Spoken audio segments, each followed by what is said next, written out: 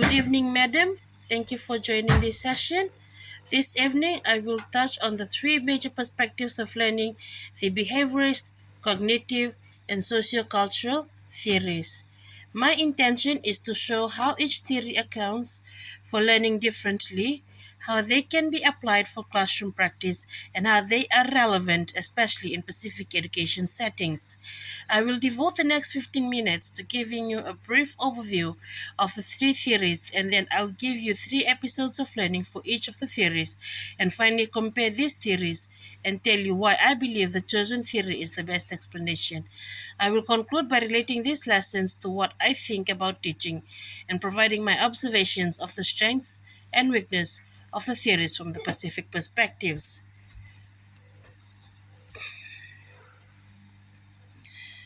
So my topic is on the learning episodes on behavioral, cognitive, and social cultural theories.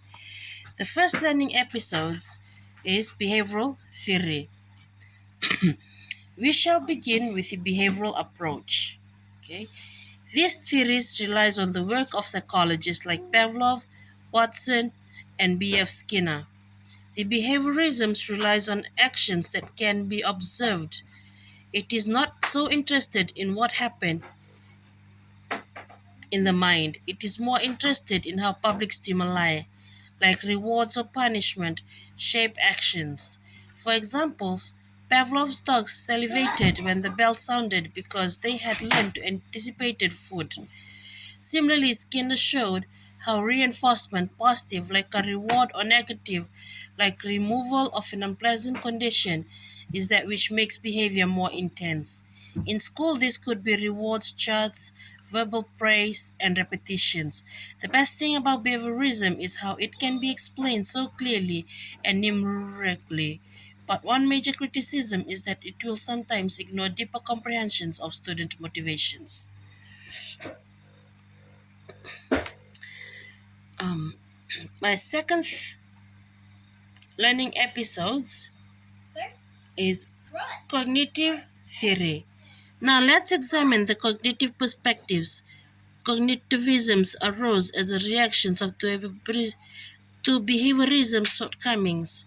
Theories such as Piaget, Brunner, and Sweller contended that learning is not merely a matter of responding to stimuli, but a matter of how our brains processes, organize, and store informations.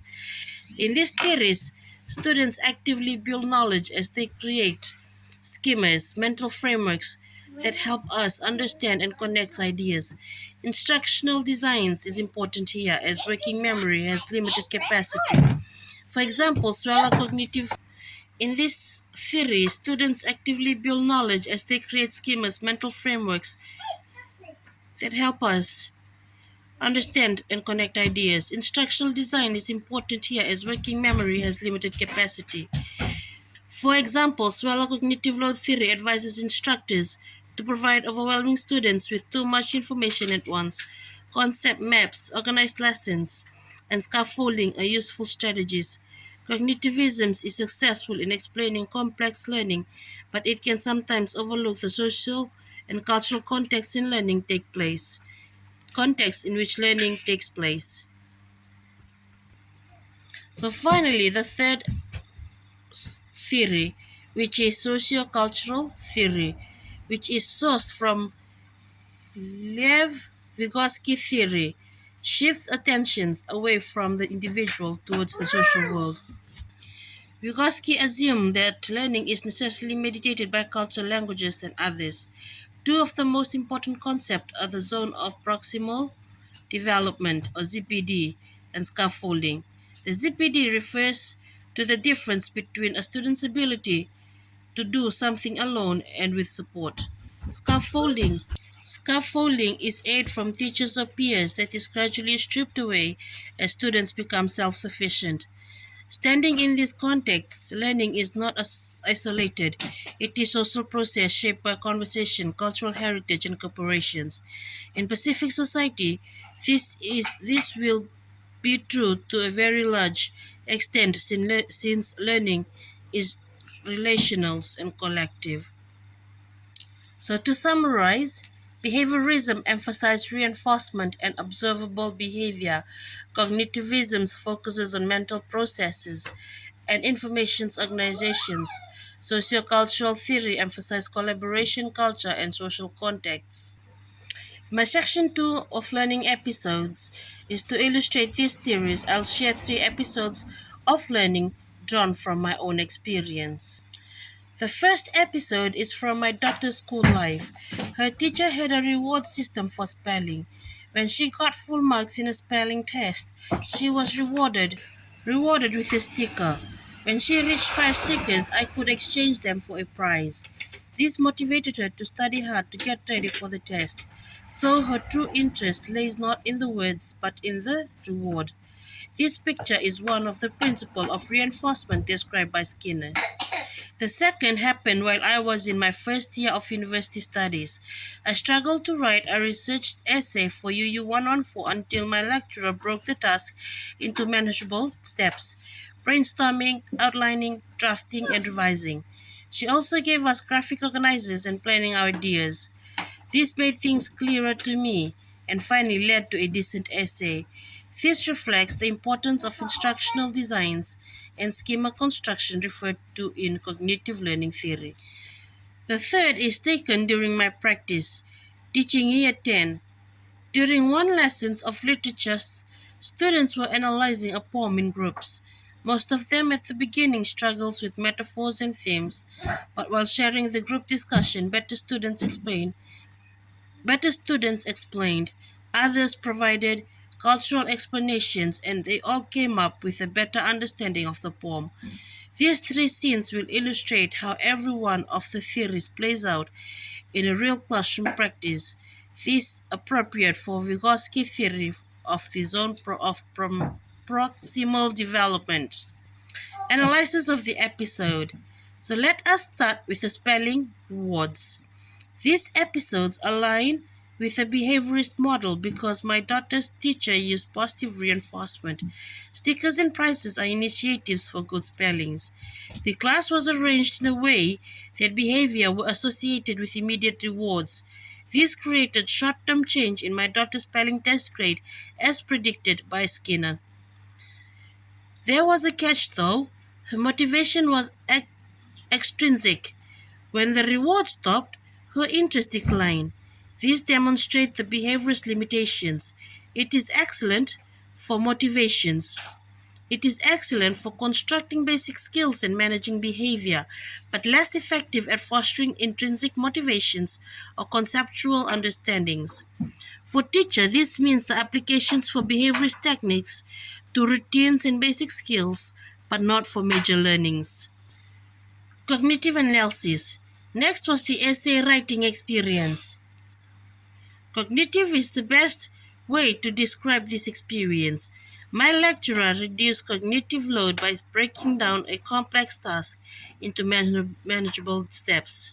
The use of graphic organizers helps me to build schemas, mental framework for organizing concepts. Over time, I acquired strategies that I could use for new writing tasks. This is an expression of mental prioritizations, of information processing and structuring. Unlike behaviorisms in which learning is measurable by external performance, in this case, achievement was built intellectual potential. The long-term impact is apparent. I use these writing techniques even now.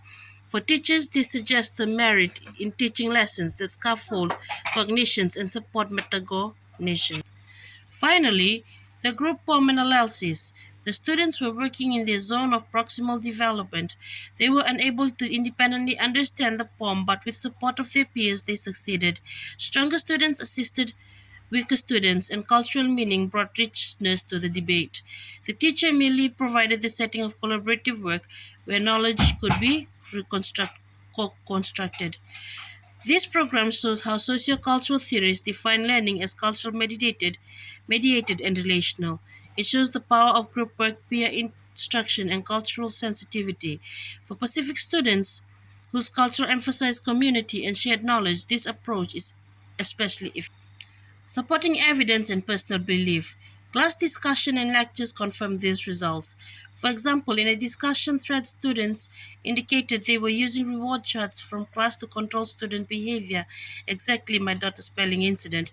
Lecturers warned, however, that over reliance and external rewards can decrease intrinsic motivations. Lectures on cognitive theory, especially Sweller cognitive load theory, clarified why breakdown of tasks and visual organizers were so powerful when writing essays. I also recall occasions where ill prepared lessons left me perplexed, emphasizing the necessity of managing working memory. Sociocultural theory talks emphasize the role of peer culture and learning. Pacific oral cultures and narrative response to Vygotsky theories of co-constructions. This was immediately connected with my Year 10 poetry lessons.